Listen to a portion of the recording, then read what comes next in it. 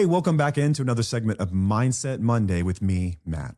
These are episodes of TUFO where I do my best to share with you what it took to get me here, from being addicted to drugs and alcohol, lacking purpose and meaning in my life, and just not being where I wanted to be, to now what you see today, nearly 13 years sober the entire time, becoming a great husband, a great father, great in my career, having purpose and meaning in my life, and being truly happy and content and comfortable in my own skin.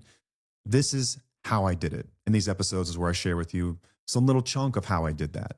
And whether you're working the exact same path that I did or not, it doesn't really matter, because a lot of these concepts are just universal. Talk to anyone, doesn't matter how they recovered. A lot of these lessons are going to be the same. This is just how we did it. So if you're a fan of the show, if someone sent you a clip and you're wondering what the hell is this about, hey, welcome. I'm glad you're here. If you're a spouse or partner, these are equally important for you. This isn't just me talking to oftentimes guys about how to get where I got and what they ought to do differently, some of the challenges and difficulties that you face in recovery and confronting this part of you. For spouses and partners, this is equally important, because you're probably here because you're struggling with someone who is struggling with alcohol or drugs. And so you want to know more. You want to try to understand your partner, get between their ears, have something communicated in a way that maybe they haven't been able to, so that you can better understand and support them. Or for some others, you might come here and hear everything that they're not doing. And in some ways, that's validating too, because they've probably told you that you're crazy. They've probably told you you're nuts. This is my recovery. Oh my God, if I hear someone else say that, I'm going to shake you. This is my recovery. Let me work my recovery. No, people say that whenever they're not working any sort of a recovery and they want to be left alone. All right, you're being called out because your recovery effort, quote unquote, is very half-assed, and she's saying something to you because there's a problem. So listen, instead of getting confrontational and trying to take this super personally, this is my recovery. No, she's not dumb, and I'm going to show her that she's not dumb by telling her everything that you ought to be doing that you're not doing. So now that we've got everyone here and we're a big happy family, welcome in. Sorry for that tangent. Hey, first of all, thank you for being here. We talked a few weeks ago on the show that life's going to be getting crazy, and with that, we may have to release some old episodes. Our great friend and editor, Matt Freight, stepped in and took over our 300th episode, which I thought was amazing, and I think he nailed it. Did an amazing job. We absolutely love you, Matt, if you're listening to this, which I hope you are, because hopefully you're editing this video to make it awesome, because I suck at that. You are great at this. So yeah, thanks to Matt, but thank you all for being awesome and understanding that there's life. I think that we have some of the most unreasonably reasonable listeners. You guys get it. Like, a lot of content creators just get lambasted and roasted whenever they don't produce new content every single week. And in some ways it's flattering, because that means that people, they like what you're doing, and they appreciate what you say, and they want more of it, which is great. But our audience, a lot of them happen to be, mothers with young children and busy families and things like that. So like, no one gets it like you guys get it. You're like us. And so thank you so much for being patient with us. I'll elaborate more on that as we go on. But first, I want to thank our sponsor, SoberLink. SoberLink's amazing. They've been a sponsor of our show for quite some time, and for a couple of reasons. One, if you're a guy listening to this and you're struggling with alcohol and you're serious about stopping, I always ask people, okay, I hear you, but what's going to be different this time? Because what a lot of people do is try to rinse and repeat the same thing that didn't work last time or the time before or the time before that. What's cool about SoberLink is that it gives you some accountability. Accountability is important in anything you're doing, whether you're trying to lose weight, you're trying to excel at work, you're going to have someone giving you some kind of feedback. And it's not always the great kind. Sometimes it's like, hey, we need to step it up, do a little bit better. It's reminding you that you want something deeply whenever it becomes easy not to do that, right? Like whenever you're trying to get fit, yeah, everyone wants to have a six-pack until it's time to do things that get you to have a six-pack. But a good trainer or a good accountability partner is going to hold you to that standard. SoberLink does that. You have to blow into this thing 2 to 3 times a day, and you can't just skip one. People get alerted, and that's the cool part about it, is that it sets up a network of people that you decide on. They get notified every single time you use the device. So real live feedback. And it's good for accountability because it's going to keep you from drinking whenever you know you probably shouldn't. But it's also going to give you support. You're going to have people in your corner that have visibility into your life. And so if you're a guy that has trouble kind of opening up and sharing, maybe you don't have to say much. They're going to get those results, and they're going to be there for you. Without you saying a word, they're going to understand what you're doing and how hard you're working and everything that you're going through just by showing people those results. And if you're a family member, a partner listening to this, you can trust this data is coming from them because SoberLink has military grade facial recognition technology. You can trust the person using the device as the person that's supposed to be using the device. I know sometimes people can get sneaky and have a friend blow or use an air compressor, all kinds of tricks people have worked out. SoberLink's thought about every one of them. It is tamper proof. You cannot screw with this thing. So if you're a spouse or partner, this is also really beneficial to you. For a lot of you, you need reassurance. You need to know what's going to be happening before it happens. A lot of what you're doing is seeking safety in your environment. It's nice. Let's just say that someone's drinking, okay? It would be nice to know what you're about to walk into. When they come home, you got the alert. They've had something to drink, so you don't have to walk on eggshells and wonder. Listen, if you've got a boundary that you're not going to be in a home where someone's consuming alcohol that's had a problem with alcohol, you can make that decision before they ever get home. Like, it's got really great features for you too.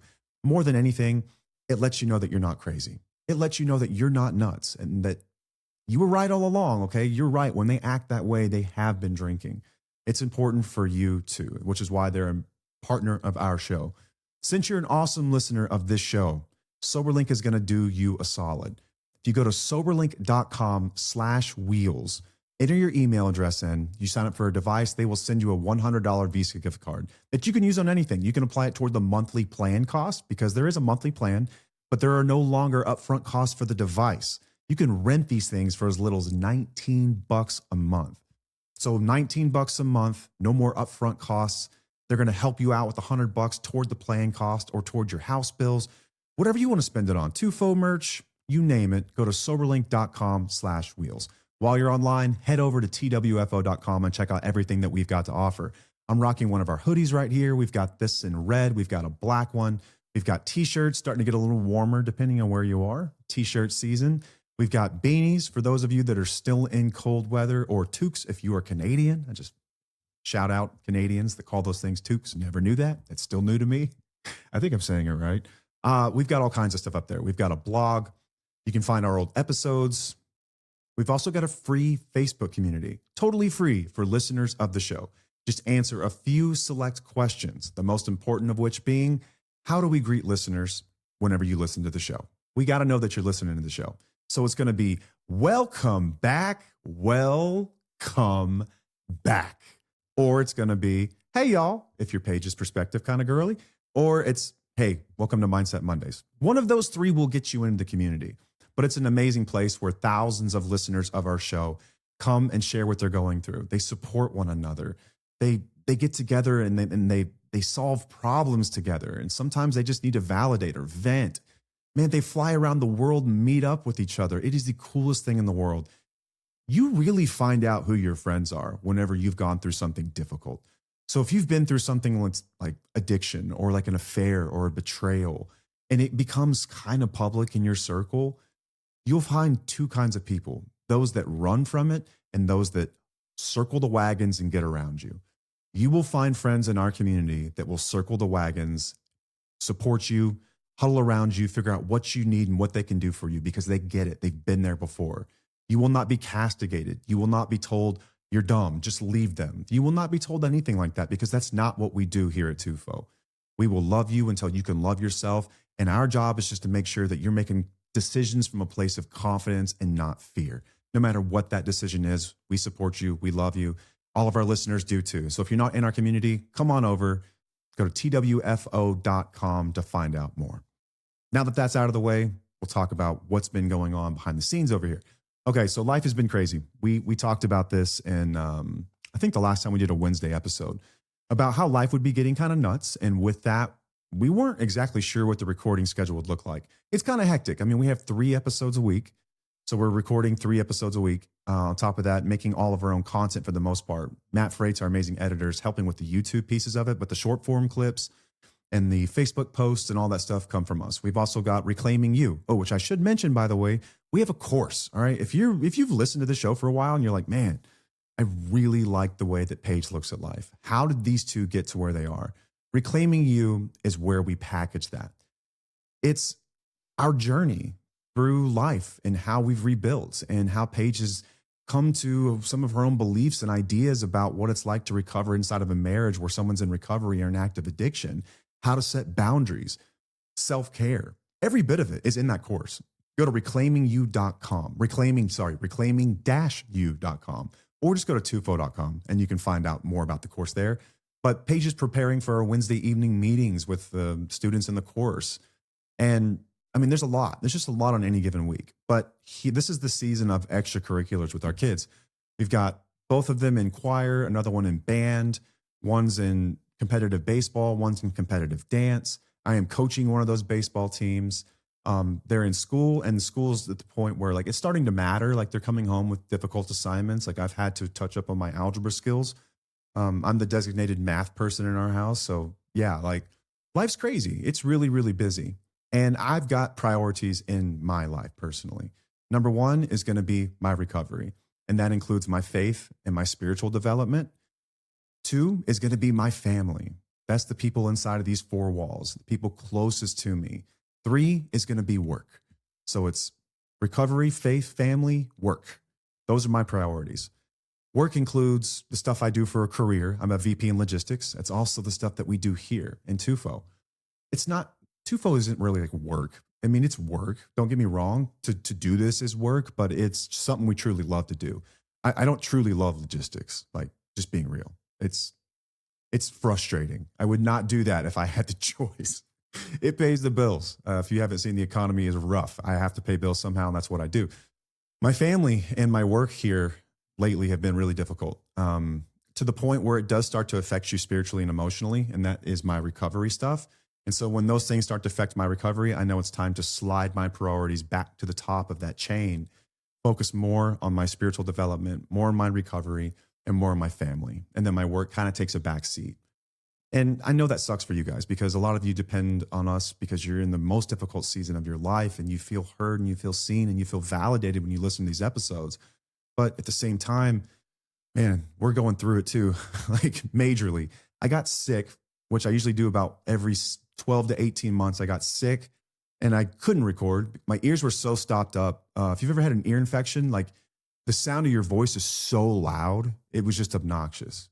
My voice projects anyway. And so like, it was just terrible. I was like, there's no way. I couldn't think straight. I had to take cold medicine, which I hate that shit, man.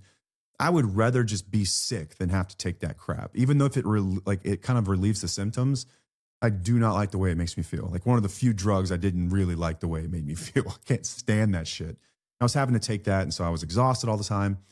Work was really stressful. And so I'm just like, man, I cannot sit in front of a camera and come up with any coherent thoughts. Not to mention I'm coughing, my head's pounding, like I cannot do it. And then work got absolutely insane. And then the extracurricular stuff got absolutely insane. So I've just been really, really busy with my life, which is kind of what this episode is about. I think that when people get into recovery, this is true for spouses and for people, guys like me. Whenever you get sober, you think that you're going to get your life back. But what you often find is a completely void space. It's void of meaning, void of purpose. There's no excitement. There's no relationships. There's not much of anything because it's a blank slate, because you've been absent from that life for so very long. I'm going to talk to you today and tell you that it's okay. That's a normal part of the process. It doesn't mean we should give up, but I'm also going to inspire you, I hope, by showing you what your life can look like one day. Now, maybe you're going to hear what our life look like and you're like, you guys are crazy. Like I aspire for something much easier than what you just explained. That sounds stupid. And maybe you're right. So I've been coaching youth baseball, which I love. If you've listened to the show for a while, you know that I'm a baseball nerd. And I'm not like, I like sports, don't get me wrong, but baseball is by far my favorite because it is a game that rewards failure. The greatest baseball players ever struck out 7 out of 10 times. They only succeeded 3 out of 10 times. So baseball is a game of resilience. And I think as someone in recovery, it always just felt like if there's a sport out there that fits, it's this one, because recovery also rewards not giving up. It's not about being perfect. It's about not giving up. It's about being resilient and persevering and dealing with failure and dejection. Like one of my favorite parts about baseball are the umpires. And people always think I'm crazy when I say that, but it's true. You can do everything perfect and an umpire can get a call wrong and you can't control it. It is out of your hands. It is unfair. And I love that because life is also, guess what? Unfair. It teaches kids, especially, that life ain't fair. So, what are we going to do? How are we going to respond to it? That is like recovery in motion to me. What can we control right now? What can we control? We can't control the umpire, but what can we control? Your next pitch, your next at bat, the next time you get a chance to make a play, whatever it might be, the next decision you make. We have things in our control that can affect outcomes. Let's focus on those and stop worrying about the world. I love the game, absolutely love it. So I like teaching it to kids. And it's not really like that's the stuff I like teaching. At some point, these kids will outgrow my technical ability to like teach mechanics in baseball and pitching and things like that. And that's fine. But I'm dealing with, 11 to 12-year-old boys right now that are in a pivotal point in their lives where they need good, healthy role models. And I love to be able to be that, not just for my son, but for all of the boys and of the, the parents entrust me with them. And it's an honor. And so it means everything to me. But baseball, youth sports today are totally different than they used to be. Like it's nuts, man. 7 days this last week, he was doing something on the field. 7 days. Every day this week. And it's not like all day. It's like an hour and a half to 2.5 hours. It's nonstop, man. Our daughter is in competitive dance. She's up there, I think, 5 days a week, about 20 hours a week. She's doing this in addition to school. And they're coming home and they're still responsible for their school and their other extracurriculars like choir and band and everything else. And so like our life, it's full. It's full, but I love it, man. Like I used to pray for this. There was a time in my life where I literally would beg God to give me a life like this. Like I wanted this more than anything. And so when I find myself like overwhelmed by it and like angry that we have to do so much shit, I'm like, remember that this is exactly what you prayed for. And I find gratitude in that. But work's been nuts. I'm in logistics. It's been a difficult go here lately. Conflict in the Middle East and everything else has jacked up fuel prices and capacity's nuts. And it's been hectic. Running kids back and forth through activities, being a present dad, also taking care of my health. Like it's spring, and every spring I cut weight. I try to stay in shape, and yeah, life's been full, man. But it's beautiful. It's a beautiful thing. I wish I had more time in the day to spend more time like primarily on TUFO and not logistics. Maybe one day we'll get there. I'm not sure. Hopefully soon. Hopefully we get to that point. I don't know. By the way, just recently on a podcast called Recovery Vow. Good friend of mine, Eric Kennedy, has a show called Recovery Vow.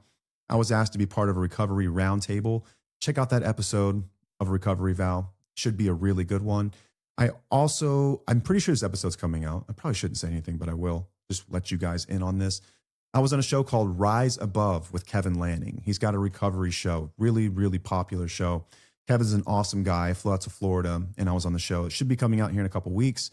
So maybe with some of that, maybe there's some exposure we'll get there and we can get enough sponsorships where I can just do this all day, because I would prefer to do this and sit in front of a map talking about logistics. But hey, I think what's relevant about what I've gone through over the last couple of weeks is that life's been full, and it wasn't always that way. When I first got sober, life was not full. Life was very empty. I had this major expectation, and I guess it's kind of a trap that a lot of people fall into, is that you think that sobriety is going to fix everything. I know a lot of guys think this way, and I know that a lot of spouses think this way too. And why wouldn't you think this way? Because when you look at the biggest problems in your life, a lot of them are tied back to that substance or to that version of you that has been struggling with addiction, right? It's like almost like two people. It's still one person, but it feels different. It feels almost like there's two people that are fighting with each other, because you have this person that you used to be, and then you have this person that you are currently that's really struggling, and you want to get back to the way that things used to be. The issue, though, is that you've probably been checked out of your life for quite some time. If you're anything like me, I was checked out of my life for years, like years, man. I was addicted for 10 years, a decade. And even though I was still present and doing my best to show up, a lot of things that kind of slipped away. Like, think of it like your house or your garage, especially. A lot of people clean their garages about once a year, some less frequent than that even. The thing about garages is that they kind of, when you start to ignore them, shit piles up and stuff gets out of order. And it becomes easier and easier to forget about this or that. And then when it's time to clean it out, it takes forever. It can take people like a full weekend, all day long, every day of that weekend to get this thing cleared out, because we haven't been paying attention to it. The same thing happens to our lives. When you get sober, you're going to feel better. You're going to feel anxiety better. You're going to feel anger better. You're going to feel depression better because you're going to feel for the first time in a really, really long time. And it's difficult. That's what makes early recovery so tough, is that we're so optimistic about getting back to the way that things used to be. And we have this expectation that that's the way it's going to feel when we get sober. And it will eventually, but not at first. Early recovery is rough. It's tough. Like those first 90 days are brutal. Those first 9 months hurt. That first year is so much. You're not going to feel great. You're not going to have a lot of stuff in your life that gets you fired up and jazzed up, because addiction is kind of like a freight train. Imagine pulling this train down the tracks with a chain, and then suddenly you get ready to stop and you say, all right, I'm done. And you drop the train, you drop the chain. That train keeps rolling for a while. That's the way addiction works, is that the stuff will kind of keep running over your life. And I mean, the fallout of all those relationship problems, the fallout of the abusive behaviors, your spouse not feeling safe with you, a lack of intimacy in the marriage. I don't just mean physical intimacy. I mean emotional intimacy. I mean, your kids feeling like strangers. Like you think you know them, but you find out how much you don't really know them. And that feels lonely. And you're going to feel like I screwed it all up. That is not a signal to stop. In fact, you should lean into that. It's just part of it. I want you to know that if you're going through this, it is totally normal. You will also find it really, really hard to feel joy in anything. I'll get into that. We'll talk about anhedonia. We actually did an episode on that a while back. Go search that one. I think it's called The Blah Feeling of Early Recovery. It talks about anhedonia. But when you first get sober, you're going to think that life will suddenly feel great, that it'll be peaceful and purposeful and fulfilling, but that's just not the way it works. Sobriety just removes the chaos of addiction. That's all it really does. It removes the destruction, but it does not rebuild everything automatically. It only sets the stage to make that stuff possible. That's it. So if your entire world kind of revolved around the substance, and I don't just mean like if you're a heavy drug user, I mean, let's say that you're a moderate alcoholic, right? Someone that has tried to stop and finds they cannot, or once you drink, you find that you have trouble stopping, and your social scene revolves around alcohol, that disappears too. It's a really, really lonely place to be. So if you don't fill that hole in your chest with something, sobriety feels pretty miserable. It really does in the beginning. I've always been upfront about that, is that you think when you get sober, you're going to feel better, and you will, but they don't tell you what feels better. Literally everything but the good stuff. You're going to feel all of the negative stuff that you've been trying to hide or push down. And you finally, you have to pay the piper. At some point, you have to pay the piper and deal with that stuff. It's all right, man. Everyone that's walked before you has been through it too. And anyone who's walked through it is willing to walk through it with you. In recovery, that's what we do. We help each other out. Spouses and partners, you're going to feel the exact same thing, by the way. I know that many of you think, if I can just get them sober back to the way that things used to be, everything's going to be cool. Here's what you don't recognize, is that in the meantime of them going through the last decade plus, whatever it might be, of their addiction, you have taken on so much just to keep the house running, the family in order, some sense of normalcy. Like someone still had to plan all the parties and make the lunches and make sure the bills were paid and all of that. And suddenly you think that you're going to be alleviated of all this stuff. You're not. You're going to get back half a human, basically, that's trying to figure out how to walk again. And you're still not going to have what used to be. What used to be will never be again. It will be a different version of that old life, a better one if you keep going at it. But in the meantime, it's going to feel really lonely. And I know it seems like chaos stopping would be a good thing, but oftentimes that's been what's distracting you from how bad things truly are. And when someone gets sober, now you have time to reflect and you think, oh my God, this is my life. And that's heart crushing and soul crushing in itself too. So you kind of go through your own version of this, but there's some science behind it. As you guys know, if you've been listening to the show for a while, you know that I like the science behind this stuff. Infinitely curious and fascinated by how the brain works and how it responds to addictive substances, and even behavioral addictions. This works all the same, but addiction hijacks the brain's reward system.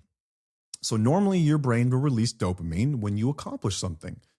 when you exercise, when you build something, when you connect with other people, when you contribute something meaningful in some way, you will get this feel good. Oh, man, it feels great. Think back to when you were a kid, right? Getting a compliment, something like that. Addiction hijacks that reward system. So over time, your brain becomes less responsive to normal rewards because you're giving it so much of this artificial reward all the time. You're artificially flooding that system. So normal stuff doesn't feel like anything anymore. You have increased your level, like your baseline level of what's needed to feel anything in life. So when you get sober, life feels incredibly boring. It feels like it lacks meaning. You're going to feel bleh. It doesn't feel good, unmotivating. And it's not because life is bad. It's because the brain has to relearn how to experience normal again. Guys, this can take a while. All right. If you've never read up about post-acute withdrawal syndrome, PAWS, check that out. Read about anhedonia. Don't ask me how to spell it. It's impossible. Spell correct always spells it for me. Starts with an A. You'll find it. Google it. But you're going to feel blah because your brain is used to receiving all of this external dopamine to feel good. When you remove that, it takes a long time to establish homeostasis again. And I need you to think in terms of 90-day increments. In the first 90 days, you're going to feel better because you're going to be on what we call usually the pink cloud. It's like, it's the first time you're going to be proud of yourself in a long time because you're going to be like, holy shit, I've been sober 90 days. I haven't put a drink or a drug in my body in 90 days. I haven't done that since I was a teenager. Like, I can do this. And you get really motivated that, oh my God, I can do this. Then about that 90-day period, many people's brains go through what we call post-acute withdrawal syndrome, which is a really difficult thing to go through. Suddenly that is ripped out from under you, that good feeling. And suddenly you start to feel like shit again. Depression, fatigue. Some people actually go through the physical withdrawal sensations in some ways. I went through some of this. You just hit a wall all of a sudden. It's not a signal to stop. This is normal. And part of defeating post-acute withdrawal is having a plan for what you are going to do when this occurs, having a support system in place, right? But I think a big part of it is that knowing that it is okay. And it's not, nothing's wrong. This is not the way it's going to be forever. It's a temporary period of time. For some people, it lasts 24 hours. For some people, it lasts several weeks or months. It just depends. Everyone's a little bit different. I think the amount of the substances you were using and how long you were using them probably affect this. Not a scientist, but that tends to be common belief here. But everyone's brain's a little bit different too. So it can be different for everyone. Just know that it is part of it. Over time, your brain will heal. It takes a long time. 90 days, you're going to feel good. The first 90, you're going to hit a wall. The next 90 are going to be really brutal. But now you've got 6 months. You know, we're 180 days in. Once you get to that 9-month mark is when I felt like I started to kind of come around. It was about 9 months in that I started to feel kind of normal again. By the time I hit a year physically, I felt pretty normal. But by the time I hit a year emotionally, I realized how much work I really had to do. I felt like I was so far behind everyone else. People my age, I mean, because I didn't really know how to process emotions still. Like getting physical sobriety, developing some kind of a spiritual life and finding purpose in my life was really the kind of like the definition of my first year sober. And then a lot of it was the emotional stuff. And I still explore that every single day, but it's really tough. And so you think that you're going to get sober and life's going to be great, but that's really not it. Remember, like sobriety just buys you. It's just the ticket to entry to the growth show. That's all it really is. The beauty of this, no matter how difficult it feels, is that what sobriety does is it creates space for something beautiful to happen. A lot of people think that sobriety is the finish line. And if you think that, you are sorely mistaken. It is not the finish line. It is the starting line. It just creates space for something amazing to happen. And this is when you start to build inside of that space that was created when there's no longer substance and you've got your mind and your wits about you. And you get to determine what your life is going to look like from now on. But if you don't build anything meaningful, that empty space is going to feel unbearable. Again, let's talk about the spouse's journey in this too for a second. for you guys listening so you can better understand what they're going to feel too. So when they start to lose their mind, that you know that something is going on here. They're not just out to get you, right? They've been through a shitload just like you have. All right. Have space for them, have grace for them, just like they're trying to do for you. But spouses, like for years and years and years, their life has revolved around chaos and managing chaos. And there is a strange satisfaction, I think, for a lot of people in being that busy all the time. It doesn't feel good, but in some ways, it does give you a sense of meaning and purpose. A lot of our listeners say that once they're either out of the relationship or they've come to a point where they're ready to make a decision to maybe leave a relationship where it's really bad, really, you've got someone who's emotionally abusive, you've got someone who's financially abusive, whatever it might be, they suddenly feel like, oh my God, I don't know who I am. Like, I don't know who that woman in the mirror is, or that man in the mirror. I don't know who they are. I don't know who I am, because your life has been defined by managing chaos. I think of it, I kind of liken it to, it's probably a terrible analogy, but like empty nester syndrome, like a lot of parents get whenever their kids go off to school. It's like, oh shit, like we have to be married again, like be a couple and figure out what that's like. Because for the last 18 years, we've just been raising these kids together and we had this family.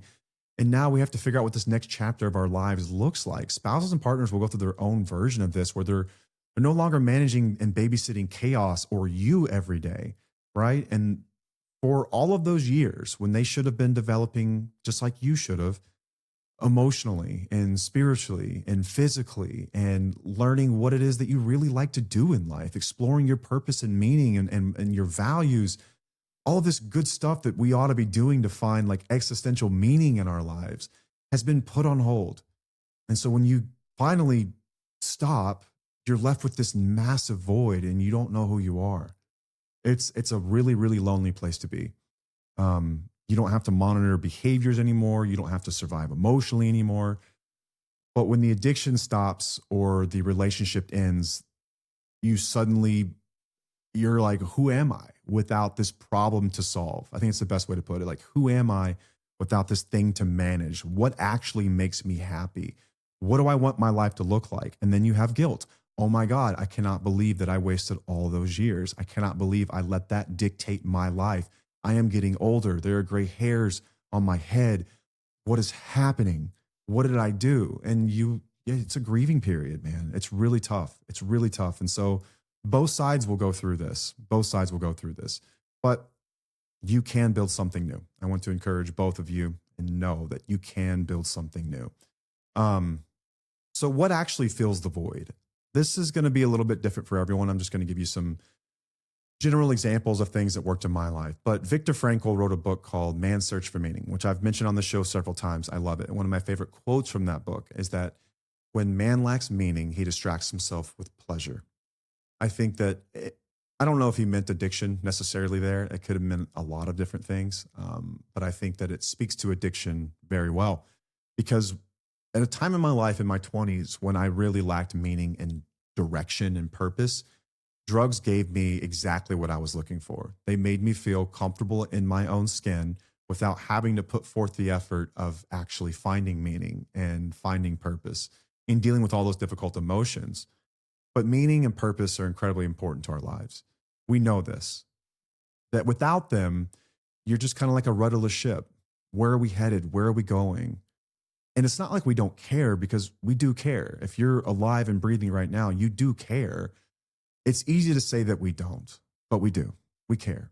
And so it's difficult. And I'm here to challenge you, like lovingly wrap my arms around you and challenge you and ask you, what does meaning and purpose look like in your life? And how are we going to find that? I found this in the beginning through people and community. When I first got sober, my first thought was, oh my God, I'm one of quote unquote those people now. And I felt horrible for Paige too, because I'm like, wow, now she is one of those people. We're that couple where the guy had to go to rehab and people are going to be talking about us, in whispers from across the room. I'm like, hey, that's that couple, like they used to be normal and now that guy's a drug addict and like he can't drink anymore. And like they're weirdos. I thought that I was going to be like one of those people. And then I kind of figured there were two ways to look at this. I could either hide it from the world, pretend like it never happened, or I could own it and just take full ownership and accountability of it and actually make it a strength. And that's the path that I chose. In the beginning, I found a lot of purpose in my recovery. I was connecting with other people. And for the first time in my life, I felt useful. I felt like I had something to offer the world. I could just share about what was going on in my life and what I was struggling with. And someone would approach me after a meeting or after a session, and they would be like, hey, what you just shared, that was exactly what I needed to hear tonight. And I wouldn't even know this person was. And I felt like, wow, holy shit, like maybe this isn't the end of the world after all. And then I found meaning and purpose in being a husband again and being a father to little kids.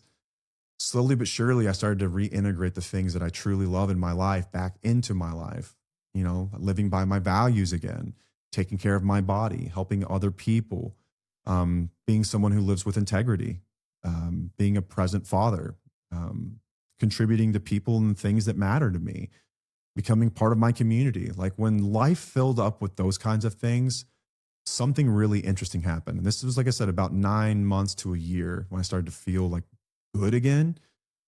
I didn't sit around thinking about drinking. I didn't sit around thinking about the fact that I couldn't drink. I didn't sit around doing any of that. I didn't feel empty either.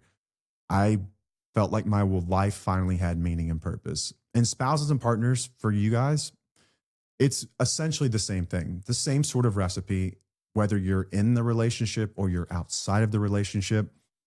I think that in 2026, we vastly underestimate the power of community.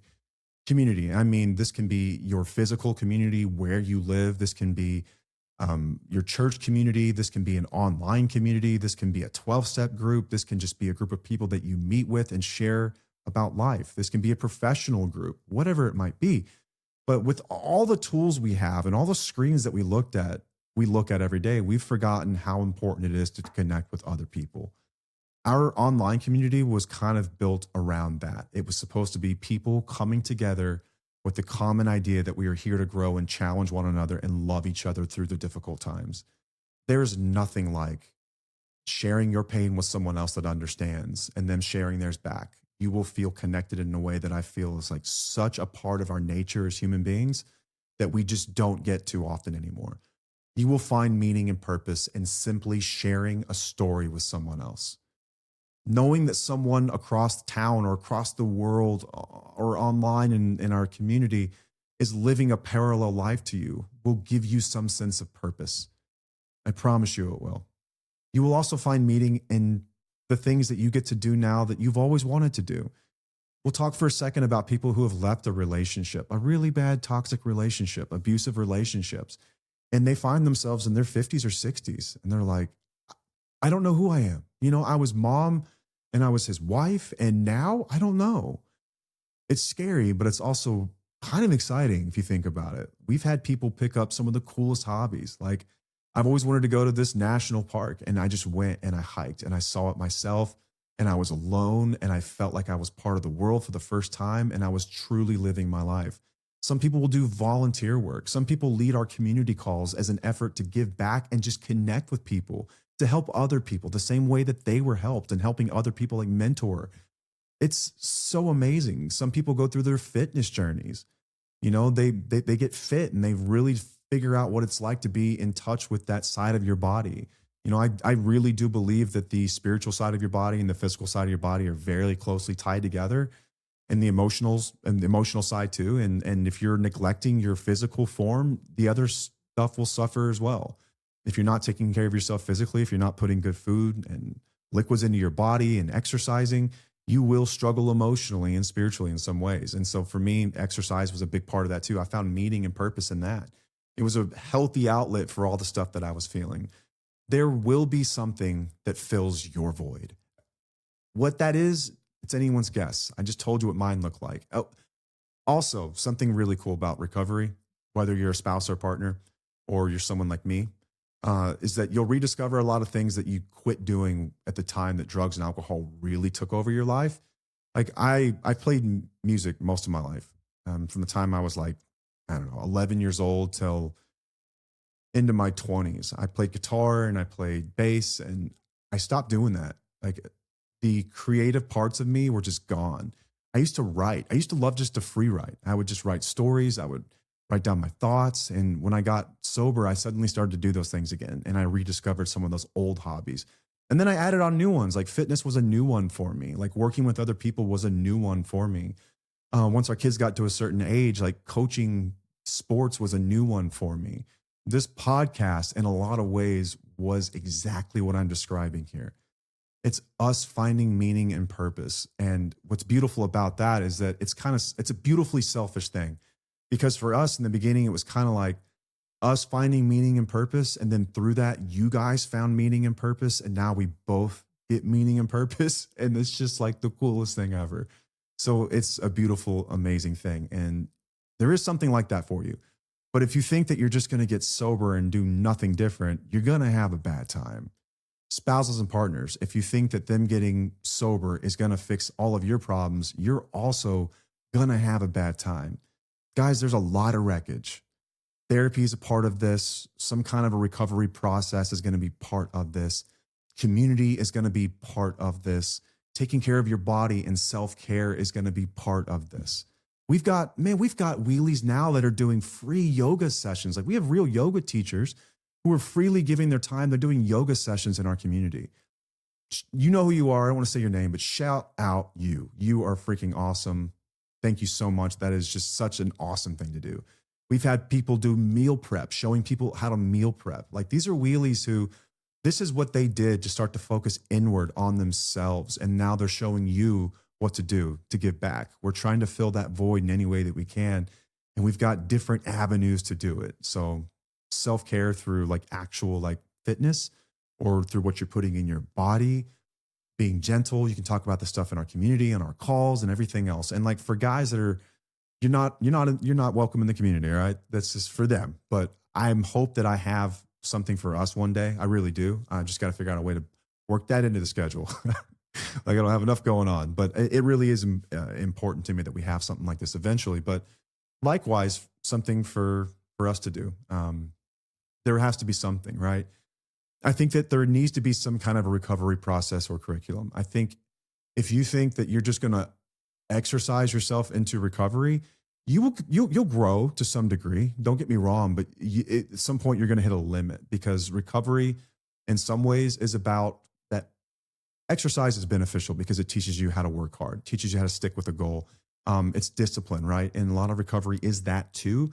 But unless you're working out with a group of guys that you guys get deep and talk about some really emotional stuff, you're never really going to learn how to learn the language of emotions and how to deal with that stuff in any way other than, once again, what turns into, for a lot of people, another addiction. Transitional addiction and fitness is a real thing. People will go to the gym like for hours and hours and hours and they neglect their family because they think it's the only way they can stay sober. And they call it their recovery. But what I'm telling you is that, I hate to say this, but you're doing it wrong, right? It's more balanced than that. There needs to be some emotional content. There needs to be some physical content as well. And you need to balance those things. You can't just exercise your way to sobriety. I think that ought to be part of it, but it can't be all of it. So figure out what that is for you, what recipe of that, what that looks like for you. I did not do anything physical like my first year sober. I gained like 70 or 80 pounds. I ate all the sugar, man. I became a sugar addict. And you know what? On the grand scheme of things, that's better than what I was doing. Okay. And I tell people all the time, if you need to eat the sugar because we can deal with that. All right. We'll get to a point we can deal with that. Just like I did. I ballooned up to like 250 pounds and I'm like $170 right now. Like you can lose that, right? And get in shape. But drugs, alcohol, like, yeah, much more destructive than the sugar. So eat the sugar. But what I did do is I got really, really invested in my recovery process. I worked 12-step. You don't have to work 12-step. Worked great for me. It works great for a lot of people. But if that's not you, then work a different one, man. There's smart recovery. There are endless amounts of therapists and psychologists and psychiatrists. There's medication assisted treatment. There is Life Ring, which is a non-secular, really, they've got a kind of a curriculum process, but there's refuge recovery, like you name it.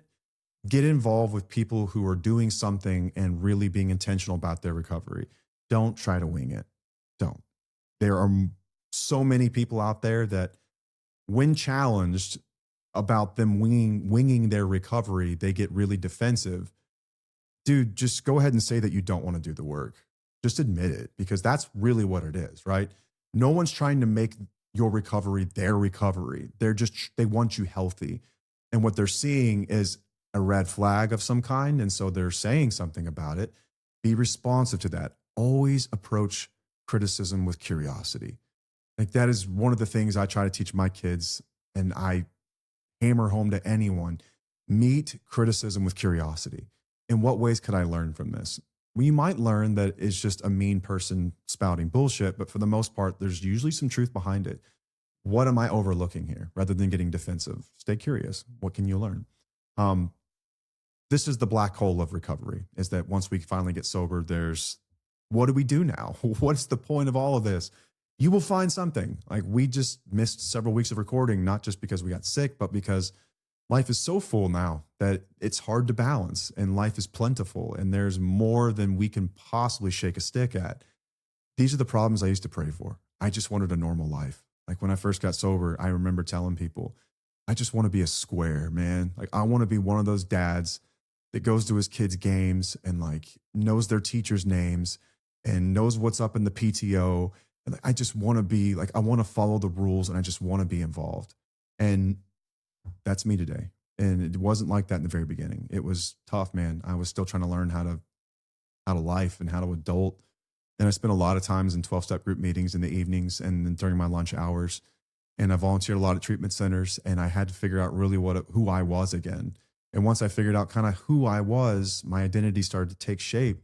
And then I started to pick up hobbies and help other people. And I could safely say that I feel like I know myself now more than I ever have. But it wasn't like that year one. It wasn't like that 6 months in. 6 months in, you were going to feel terrible. But we've all been there. Anyone who's done this has been there. And that's okay. Stick close to people who are going through it. So whether that's a fellowship of 12-step, if that's a fellowship of people who just talk about recovery or growth, or men that challenge one another, or our Facebook community, stick close to people who are going through it too. There's commonality there. And you're all going to be at different phases of this. There will be some people that are 2 or 3 years in. There will be some people that are several years or decades in, and they're going to have wisdom that's more relevant to you than others. So maybe what I'm saying here sounds way too detached because I've been doing this for over a decade, but someone who's been doing it for a month or two has got some really relatable, helpful things. You're not going to find it sitting on your ass at home, okay? Go see people. And unless you are in an area that you cannot access an in-person meeting of some kind, you have no business sitting on Zoom meetings. Go connect with real humans, like for real. Go do it. In your community, go connect with people. There's nothing like sitting face-to-face with someone. This is what we were designed to do, all right? Now, there's a real reason that we go to Zoom AA meetings or Zoom refuge recovery meetings or Zoom life ring meetings, whatever they might be. Yeah, listen, I can only go for this hour. I live in a rural place. It's hard to get to. Yeah, okay. But most people, you're just being a poon and you're being chicken shit and you're embarrassed. And if you're not willing to be embarrassed, I don't think you're going to make it. The cost of admission is being willing to be embarrassed and not know what you're doing and being new. And welcome to life, man. That's true in everything. People, every single person that has done something you admire in life at one time was an amateur. And they were completely embarrassed. They were not good at it, but you get good at it because you become willing to learn in spite of being embarrassed. So just go. Like, we all sat there in the beginning and looked at each other like, am I really here? This is stupid. Oh my God, I can't believe I'm sitting in one of these things. But eventually you'll start to hear things and see things and feel part of that community where it becomes in some ways part of your identity. And it's no longer a scarlet letter you wear around. It now becomes a source of strength. Yeah, I've been through this, and guess what? I made it out. And I can help other people do it too, which makes you incredibly useful. And I've always said this, is that people who are in recovery have such a unique opportunity to be useful to the world that other people don't. Like, your average Joe who's never been through something like this is going to at some point have a massive existential crisis and say, what is my purpose on this planet? You, spouse or partner, you guy in recovery, are never going to have that problem. because there's always going to be this issue of addiction or abuse or betrayal or something that someone has gone through that is taboo. And there's no one more qualified to just sit there with them in a way that they can truly feel seen than you. Therapists with all the degrees and all the alphabet soup behind their name may have read this stuff in books and they can say things that are comforting, but to sit there with someone, a stranger who has truly lived through it and who can look at you and you know that they know what you're feeling, there's nothing like that. You can be uniquely beneficial. Caveat, I am not saying that therapists are not smarter than me by any stretch, or psychiatrists or anyone else. They have amazing information to offer and they've spent tons of time in training to be able to be useful to everyone, right? But I'm talking about this specific instance. Peer support is massively important. It is massively important for just a lot of times to feel like I'm not alone. So whether you're a spouse or partner going through this, if you're someone like me going through this, you might feel a little lost right now if you're in this phase of recovery, but it will not feel this way forever. And you have to start to figure out who you are again, who you are. The cost of admission is this lonely period where you just kind of go through the darkness and figure all this stuff out again. This is why we built Reclaiming You. Literally why we made the course was because I don't know who I am anymore. It's called Reclaiming You. So you can reclaim your identity, reclaim yourself, form this new one under new rules, your own values. Let's figure out what those are. Let's work through it. Paige and I both did this sort of process, and that's what the course is. That's what it teaches. There's more than one way to skin that cat too. We didn't reinvent the wheel. We just put it in different words. That's all we did. People have been doing this forever. Okay. It's amazing. I wish all the best for you along this journey. And again, thank you for your patience as we've kind of got to figure out the season of life. I've already got my next episode prepped, so hopefully I won't miss too many more of these, but we'll just see how it goes. Paige told me not to make any promises because when I do that, I get so hell-bent on coming through with the new episode that I will neglect things that are probably more important. It's my recovery, faith, family, and then this stuff. But thank you guys so much for being here with me. Until next time, I'm Matt, and I'll see you.